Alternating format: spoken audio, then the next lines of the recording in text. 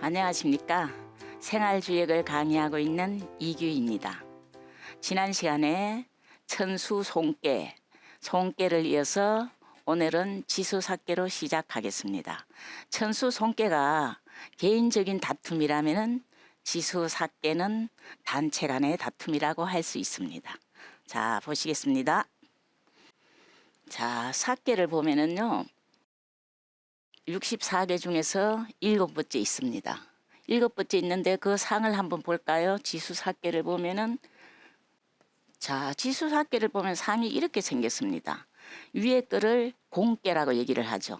그죠? 위에 거는 공깨인데, 공깨는 자연을 땅이라고 표현을 합니다. 그래서 곤지, 땅지자를 씁니다. 자, 밑에 거는 감깨라고 얘기를 하는데, 감깨는 자연에 있어서 물이 됩니다.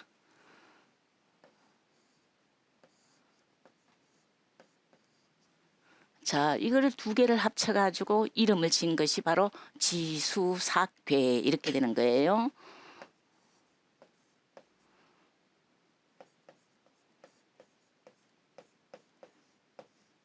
자, 이렇게 해서 이름을 지수삭괴로 지은 것입니다. 사라는 것은 물이 많다 이런 뜻을 가지고 있습니다. 얼마나 많나?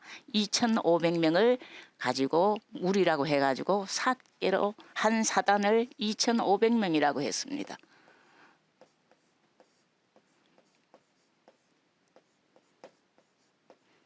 자, 그렇다면은 전쟁을 하기 위해서 한꺼번에 2,500명이 나가면 큰 싸움이 되겠죠. 그래서 송깨가 개인적인 다툼이라면은 삭깨는 단체 간의 다툼이라고 표현을 할 수 있습니다. 자, 그거를 우리가 정리를 해보면은요. 송깨는 개인적인 다툼. 자, 송깨는 개인적인 다툼이라면은 지수삭깨는 여러 명, 2,500명이 출동해갖고 다툰 거니까 전쟁이 되겠죠. 그래서 단체 간의 다툼이라고 할 수 있습니다.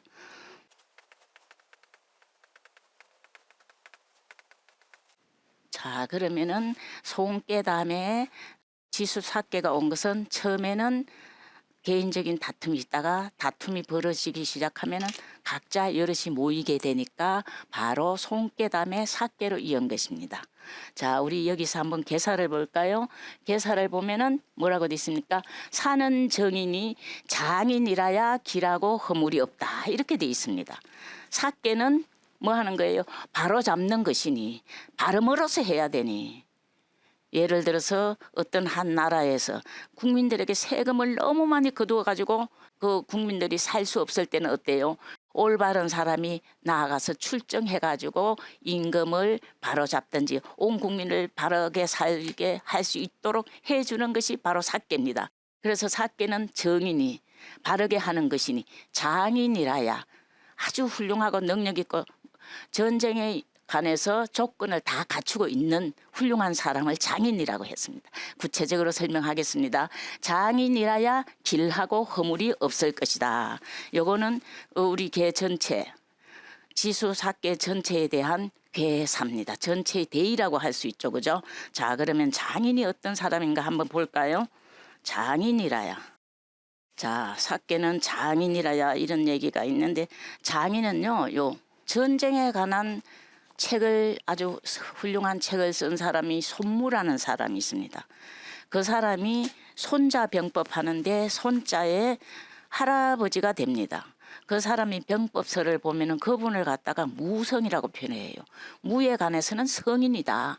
그분이 글을 쓴 거에 보면은 장인이 어떤 사람인지를 잘 표현되어 있습니다. 자, 장인이라는 것은 첫째 지혜롭고 전쟁을 하는데 나아가야 될지 물러가야 할지 지혜로워야 됩니다. 두 번째는 자기 부하 직원들을 갖다가 사랑을 해야 되는 겁니다. 세 번째는 또 어떤 게 있을까요? 용기가 없으면 전쟁에 나갈 수가 없어요. 용기가 있어야 되죠. 그 다음에는 모든 사람이 믿어야 됩니다. 그리고 또 한 가지가 더 있습니다. 그게 바로 장군은 위엄이 있어야 된다는 겁니다. 그래서 장인의 조건은요. 지, 그 다음에 인, 용, 신. 자, 그다음에 마지막으로 한 가지가 위험이 없으면은 군사들에게 근위가 서지 않습니다. 그래서 반드시 위험이 있어야 된다. 이렇게 해서 우리가 절개 있는 손자병법을 보면은 장인이라는 사람은 장군, 훌륭한 장군이라는 사람은 반드시 지혜가 있어야 되고 나아갈 때와 물러날 때를 알아야 됩니다. 그다음 뭐가 있어야 돼요? 자기 부하 직원들을 어떻게 해야 돼요? 사랑해야 됩니다. 내 몸처럼 사랑하는 겁니다. 예전에 어떤 장군이요, 자기 부하가 종기가 났어요. 그러니까 그 종기를 입으로 빨았어요. 입으로 빨아가지고 종기를 낫게 해주거든요. 그래서 그분이 목숨을 불사하고 전쟁을 하고 나중에 이기게 됩니다. 그만큼 부하를 자기 몸처럼 사랑해야 된다는 겁니다. 세 번째는 뭐예요? 용기. 자, 용기가 없으면은 나아가고 앞에 나아가지를 못합니다. 장군이 되면은 앞에 나아가서 지휘 전투를 해야 되는데 그걸 할 수가 없게 되는 거죠. 그래서 용기도 상당히 중요하고, 그다음에 또 어떤 거예요? 믿음. 자, 믿음이 없으면은 우리 장군이 공을 이루면 혼자 공적을 다 찾아가더라. 우리한테는 아무 혜택이 없어. 그런 믿음이 없으면 열심히 전투를 하지 않습니다. 반드시 부하 직원들에게 신뢰를 받아야 되는 거죠. 그다음에 또 어떤 게 있습니까? 위험이 있어야 돼. 위세가 있어야지 부하 직원들이 잘 따른다. 그래서 위세가 있어야 된다. 이렇게 해가지고 장인을 정리해 놓은 것이 있습니다. 자, 그다음에 사께는 정. 발음으로서 해야 되는 거고, 장인은 이런 뜻이 있고, 길하다는 건 뭘까요? 길하다. 자, 이걸 보면은 길하다, 흉하다가 제일 많이 나옵니다. 길하다는 거는요, 뭐예요? 바라는 것을 얻을 때는 길하다. 그렇게 표현해 놨습니다. 그래서 뭐입니까? 얻을 득자예요. 얻을 득자. 그죠? 바랄 원자. 바라는 것을, 소원하는 것을, 우리 소원이 무엇이냐 할 때 소원이 이렇게 씁니다. 바라는 것을, 얻는 것을 뭐라 그래요? 길이라고 얘기합니다. 그럼 흉은 뭘까요? 길이 이렇게 된다면 흉은 못 얻는 게 되죠. 못 얻는다를 어떻게 표현해요? 앞에다가 자, 얻고 길하고 흉한 것을 이렇게 간략하게 표현을 할 수 있습니다. 길하다 그런 것은 소원, 원하는 것을 얻는 것이요. 흉하다 그런 것은 내가 원하는 것을 얻지 못할 때 흉이라고 표현을 해 놓았습니다. 그래서 우리는 이 점사를 보고 나아갈지 물러날지 결정을 할 수가 있는 겁니다. 우리가 어떤 일에 당면했을 때 잘 모를 때, 그죠? 기미를 몰라가지고 모를 때는 어떻게 해요? 점을 쳐가지고 우리가 숫자를 통해서 점을 치고 그 다음에 점사를 보면은 향방을 알 수가 있게 되는 겁니다. 자, 그러면은 계사를 끝내고 단사로 한번 넘어가 보겠습니다. 자, 단알은 공자께서 쓰신 말씀인데 개의 하나하나 재질과 그 다음에 계사에 대해서 이해하기 쉽게 풀어놓은 것입니다. 우리가 주역을 책을 읽을 때 단사를 충분히 읽게 되면은 개 전체의 대의를 알게 돼가지고 굉장히 편안하게 분석을 하고 길함과 흉함을 왜 길한지 왜 흉하게 되는지를 알게 되어 길함을 잘 따를 수가 있게 되는 겁니다. 그래서 우리는 책을 읽을 때 단사를 충분히 이해를 한 다음에 효사로 나아간다면은 아주 빠르게 이해를 할 수 있습니다. 자, 단활. 산은 중야요 정은 정야니 능이 중정하면 가히 왕의리라 이렇게 돼 있거든요. 먼저 해석을 하고 풀이를 하나하나 하겠습니다. 자, 단활. 단전에 말하였다. 공자께서 그죠? 단전에 판단하여 말씀하셨다. 그런 얘기예요. 산은 뭐예요? 군사의 일은 산은 중이라는 뜻이요. 중. 많은 사람이라고 얘기를 했어요. 아까 몇 명이라고 얘기했죠? 2,500명을 한 사단 이렇게 얘기를 했어요. 2,500명은 상당히 많은 사람이 되겠죠. 그래서 중야라. 많은 사람이요. 정은 바루미니 바르게 하는 것이니 잘못된 것을 출정하여 나아가서 바른다. 출정하다는 것은 그냥 나아가서 전투를 하는 것이 아니라 나아가서 잘못된 것을 바로잡는다 이런 뜻이 있습니다.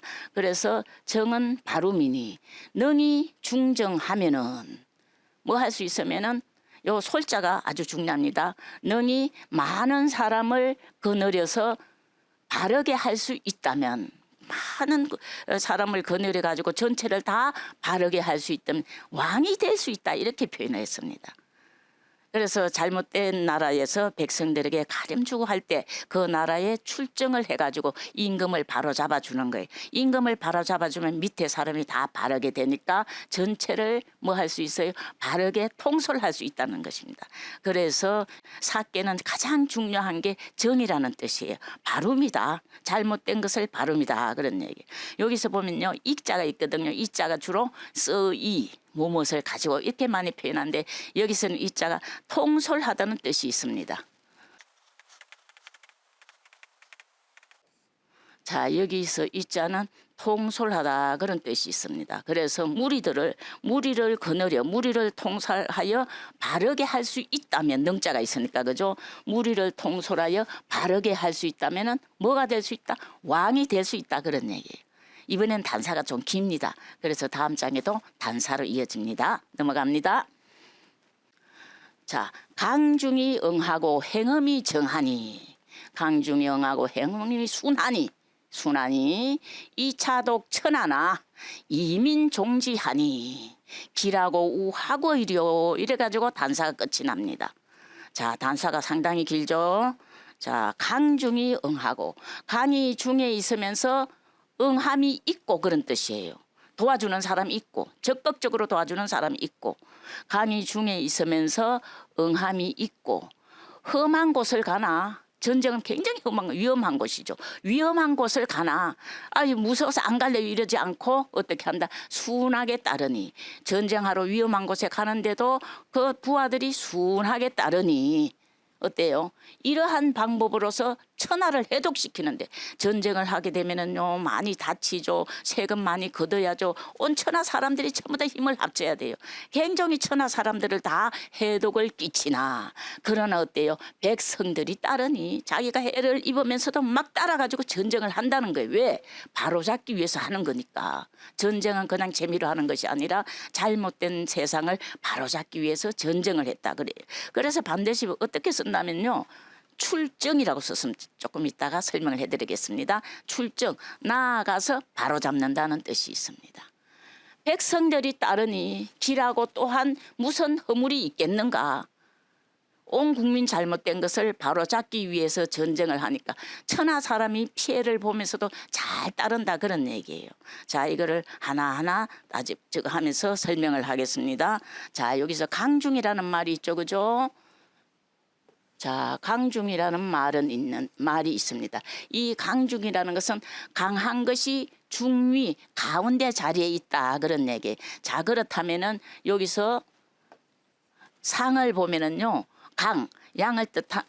강을 의미하는 양은 딱 하나가 있습니다. 그래서 여기를 이효의 양을 얘기하고 있습니다. 강이 중에 있고 이효가 중의 자리에 있고 중의는 뭐냐 하면은요. 자, 중은 가운데 자리에 있다는 얘기예요. 강이 가운데 자리에 있고 응함이 있다. 나를 적극적으로 도와주는 사람이 있다 그런 얘기예요. 그런데 일반 사람이 아니고 자기 짝은요. 다 같은 배열에 있는 사람. 유유상종이라고 같은 배열에 있는 사람이 짝이 됩니다. 그러면 자 봐봐요. 초효는 사효하고 짝이 되고 이효는 오효하고 짝이 됩니다. 자 그렇다면은 이효는 짝이 오효는 임금의 자리에 해당이 됩니다. 그런데 도와주는데 누가 도와준다, 응한다, 도와준다, 호응한다, 오효인 임금이 호응한다 그런 얘기예요. 자 그렇다면 응하는 것은 오효에 해당됩니다. 자, 내가 전쟁을 나가는데 완전히 믿어주고 임금이 도와준다면은 사기가 엄청나게 기세가 오르겠죠. 그렇게 하면은 전쟁에 나가서 이길 확률이 많다는 얘기예요. 자, 강이 중에 있고 응하고 험한 곳에 가나 전쟁하는 곳은 험하다 그래서 험한 곳에 가나 누가 따라요? 백성들이 다 따라요. 자, 여기 장군이라면은 여기 장인. 자, 여기 장인이라면은 여기서는 음은 전부 다 뭐예요? 음은 모든 백성을 갖다가 민. 모든 음은 민에 해당됩니다. 온 모든 음이 양을 따라서 다 호응을 같이 하는 거예요. 그래서 전쟁하는데 굉장히 이길 가능성이 많은 거죠. 그죠? 응이 있고. 그 다음에 백성들이 순하게 따르니 기라고 원하는 걸 얻는다는 거예요. 사께에서 원하는 건 뭐예요? 잘못된 나라를 바로잡아가지고 온 백성이 잘 살 수 있게 하는 것이 바로 길이 됩니다. 원하는 것이 그거예요. 길하고 또한 무슨 허물이 있으리요? 자, 우리가 점을 쳐서 이효가 나왔을 때는 많은 사람이 따라가지고 자기의 뜻을 이룰 수 있다는 것을 얘기하고 있습니다. 그죠? 전쟁할 때는 가장 중요한 게 뭘까요? 아까 장인의 조건 5가지에다가 더욱더 중요한 거는요. 때가 중요합니다. 우리 맹자에서도 때의 중요함을 얘기했어요. 그죠? 우리가 전쟁을 할 때인지 아니면은 나아갈 때인지 물러날 때인지 그게 가장 중요해요. 그래서 어떻게 한다 그랬어요? 때에 맞는 전쟁을 했을 때 제일 가능하고 그다음에 장군이 군사가 5가지 아까 제시했던 그 조건을 갖추었을 때 이길 확률이 가장 많아요. 여기서는 이겨가지고 이득을 취한다는 그런 단순한 뜻이 아니고 출정하여, 그죠? 출정이 바로 이렇게 씁니다. 군사를 출동시켜서 어떻게 한다? 잘못된 사회를 갖다가 바로 잡아준다 이런 뜻이 있습니다. 그런 것을 얻었을 때 기람으로 이어지는 겁니다. 그래서 개사에서 뭐라 그랬어요? 사께는 정야니 바로미니 이렇게 표현이 된 거예요. 사께의 뜻도 상당히 큽니다. 자, 그러면은 단사를 마치고 그 다음에 이 상 6개의 효에 대한 전체적인 설명을 한번 보겠습니다. 자, 이번에는 이제 요거를 상사라고 얘기해요. 그 상 전체에 대한 설명을 하고 있습니다. 자, 우리 상이 있기 전에 자연의 법칙은 맨 처음에 어떨까요? 자연의 법칙을 보면 처음에 이가 있습니다. 이가 있어요. 이가 있은다면 뭐가 있을까요? 이치, 수라는 것은 우리 1, 2, 3, 4, 5, 6, 1, 2, 3, 4 모든 우리가 헤아릴 수 있는 숫자는 이치에서 나옵니다. 자, 이치가 있으면 반드시 수가 있게 됩니다. 그럼 이치는 다른 말로 뭐가 될까요? 다른 말로 태극이라고 또 표현을 해요. 여기 이치를 다른 말로 태극. 자, 태극이라고 표현합니다. 태극이 처음에 어떻게 해요? 우리 태극기 보면은 둥그렇게 태극이 돼 있어요. 그런데 가운데 선이 이렇게 곡선으로 갈라져 있어요. 그것이 뭐예요? 하나, 둘, 수로 갈라지는 거기 때문에 이치는 수의 근본이다 이렇게 표현하는 거예요. 그래서 모든 수는 어디에서 나온다? 이치에서 나옵니다. 그래서 이치가 있은 다음에 수가 있고 수가 여러 개 쌓이면 어떤 게 생겨요? 상이 생겨요. 점에로 이런 상, 사람의 상, 식물의 상, 동물의 상 모든 것이 숫자가 합쳐져 가지고 상이 생긴 거예요. 그래서 숫자 다음에는 상이 생기는 거예요. 자, 상. 이 상이 바로 이 상입니다. 이렇게 숫자가 하나, 둘, 셋, 넷, 6개 있으니까 큰 상이 하나 생겼어요. 어떤 상이 생겼어요? 지수사께라는 상이 생긴 거예요. 자, 상이 있으면은요, 이 상을 보고, 음이 5개, 양이가 하나 있네. 그런데 양이 위에 있지 않고 아래에 있네. 야, 장군감이야. 이렇게 표현을 한다는 거예요. 그래서 뭐라고 표현해요? 상이 있으면 반드시 거기에다가 설명을 붙이게 되는 겁니다. 설명을, 그죠? 자, 요거는 말씀 사자예요.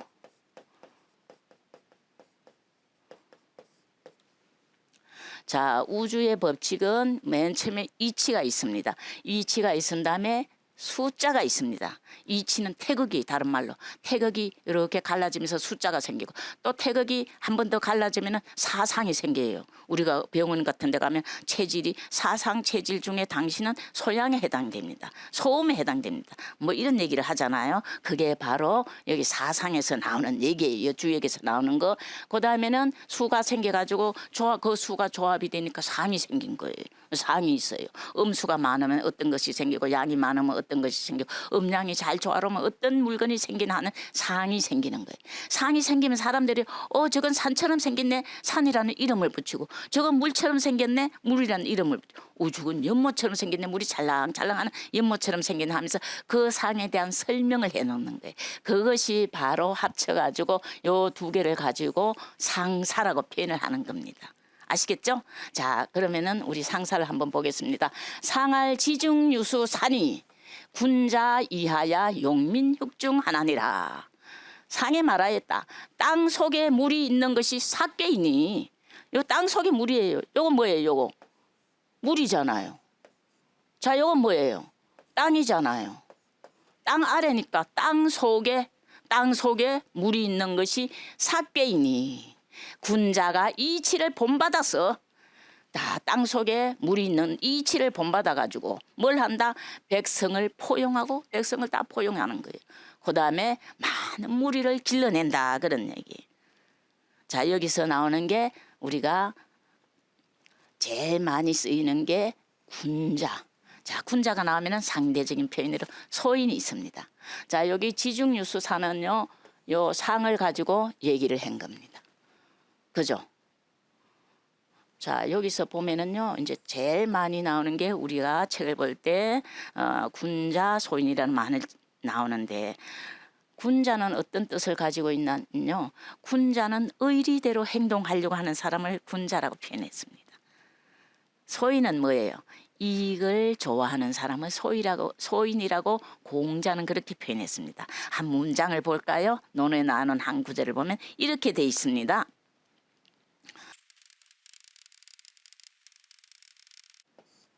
자, 우리 논의 한 문장을 보면은 군자 유어의, 여기는 유자는요, 좋아할 유자입니다. 좋아하다.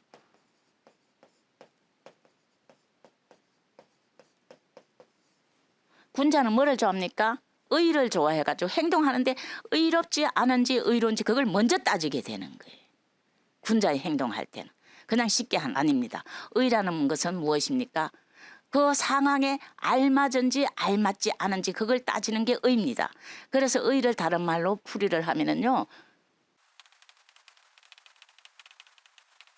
자, 의자를 다른 말로 풀이를 하면은 의는 의야라. 의라는 것은 상황에나 때에 따라서 알맞게 하는 것을 의라고 합니다.